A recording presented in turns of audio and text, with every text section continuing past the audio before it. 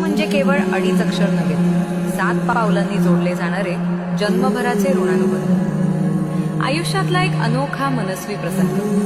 काही क्षण हृदयाच्या कप्प्यात साठवण्यासाठीच, तर काही क्षण डोळ्यांच्या पापण्यांवर ओथंबण्यासाठीच. Ooh.